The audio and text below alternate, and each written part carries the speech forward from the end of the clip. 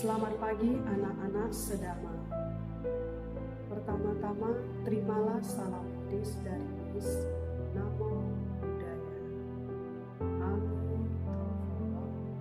Marilah kita mengawali pendidikan agama Buddha dan Budi Pekerti hari ini dengan memanjatkan Parita Namaskara Gata bersama-sama. Ayo bersikap anjani. Arahang Sama Sambuddho Bhagava Buddhang Bhagawantang Abhiwademi Swakato Bhagavata Dhammo Dhammam Namasami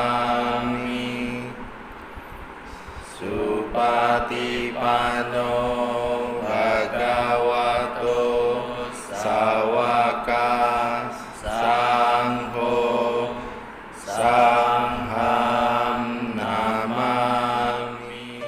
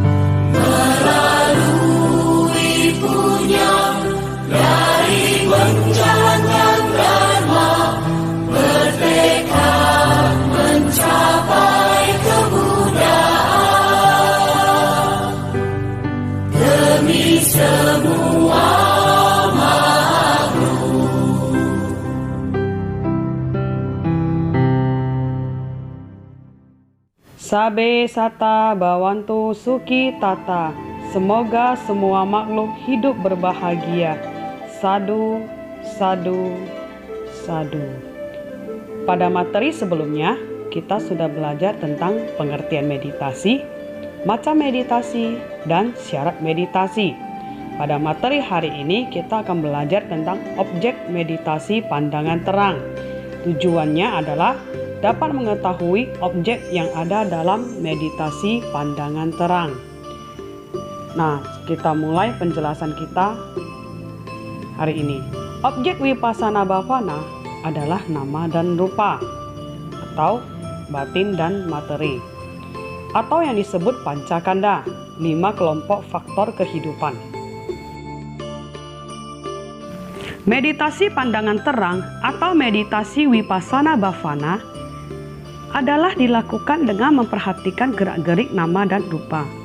Jadi kita dapat melihat dengan nyata bahwa nama dan rupa itu dicengkram oleh anicca, dukkha, dan anatta. Pancakanda dalam hubungannya dengan meditasi pandangan terang itu disebut 4 landasan perhatian atau 4 perenungan atau yang sering disebut satipatthana. Berikut ini adalah penjelasannya. Yang pertama adalah perenungan terhadap badan jasmani atau kaya nupasana. Menyadari setiap gerak-gerik tubuh. Tujuan dari menyadari tubuh adalah mengetahui sifat sejati tubuh, bahwa tubuh terdiri dari unsur-unsur yang selalu berubah sehingga tidak melekati pada tubuh. Ada beberapa jenis teknik pengembangan Vipassana untuk melatih pikiran. Salah satunya adalah Anapanasati Bhavana sebagai teknik dasar untuk melaksanakan Vipassana. Anapanasati Bhavana berarti mengingat dan memperhatikan saat napas masuk dan keluar. Jadi tahap awal yang harus dilakukan sehubungan dengan tubuh adalah mengamati napas dengan cara tertentu. Kita bisa mencatat setiap jenis napas yang ada dan menganalisis sebagaimana adanya napas panjang, pendek, halus, cepat, dan lambat. Perenungan yang kedua adalah perenungan terhadap perasaan, Vedana Nupassana, yaitu menyadari segala perasaan batin dan badan yang muncul. Merenungkan perasaan yang sedang dialami secara objektif, baik perasaan senang, tidak senang, maupun yang acuh tak acuh. Merenungkan keadaan perasaan yang sebenarnya, bagaimana timbul, berlangsung, dan lenyap. Perasaan harus dikendalikan oleh akal dan kebijaksanaan, agar perasaan itu tidak membangkitkan bermacam-macam bentuk emosi.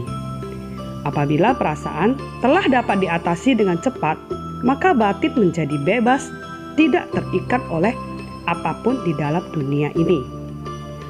Ketiga, perenungan terhadap pikiran atau yang disebut Citta Nupassana, yaitu menyadari muncul, berlangsung, dan lenyapnya pikiran. Jika ada pikiran tamak, iri hati, benci, dan sedih, dengan menyadarinya. Citta Nupassana adalah merenungkan segala gerak-gerik pikiran. Apabila pikiran dihinggapi hawa nafsu, maka harus disadari. Pikiran harus kita arahkan pada kenyataan hidup saat ini. Masalah-masalah yang telah lewat atau hal-hal yang akan datang tidak boleh dipikirkan pada saat ini. Yang keempat adalah perenungan terhadap fenomena atau disebut Dhamma Nupassana. Dhamma di sini meliputi fenomena 5 unsur kehidupan, 6 landasan indera, 7 faktor pencerahan, dan 4 kebenaran mulia. Cara merenungkan bentuk-bentuk pikiran dari 5 unsur kehidupan adalah kita menyadari bahwa ini bentuk jasmani, ini bentuk perasaan, ini bentuk penyerapan, ini bentuk pikiran, dan ini kesadaran. Cara merenungkan bentuk-bentuk pikiran dari 6 landasan indria dalam dan luar ialah dengan menyadarinya. Misalnya, inilah mata dan objek bentuk. Ini telinga dan objek suara. Ini hidung dan objek bau. Inilah lidah dan objek kecapan. Inilah badan dan objek sentuhan. Dan inilah pikiran dan objek pikiran. Sedangkan cara merenungkan bentuk-bentuk pikiran dari 7 faktor penerangan agung adalah apabila di dalam diri orang yang bermeditasi timbul kesadaran dan penyelidikan dharma yang mendalam. Selain itu, timbul pula semangat, kegiuran, ketenangan, pemusatan pikiran, dan keseimbangan batin. Pikiran harus disadari. Cara merenungkan bentuk-bentuk pikiran dari 4 kebenaran mulia adalah dengan menyadari bahwa inilah penderitaan, inilah asal mula dari penderitaan, inilah lenyapnya penderitaan, inilah jalan menuju lenyapnya penderitaan. Inilah kesimpulan dari pembelajaran kita hari ini. Kerjakan tugas berikut ini di dalam buku tugasmu. Kemudian baca buku untuk materi kita selanjutnya.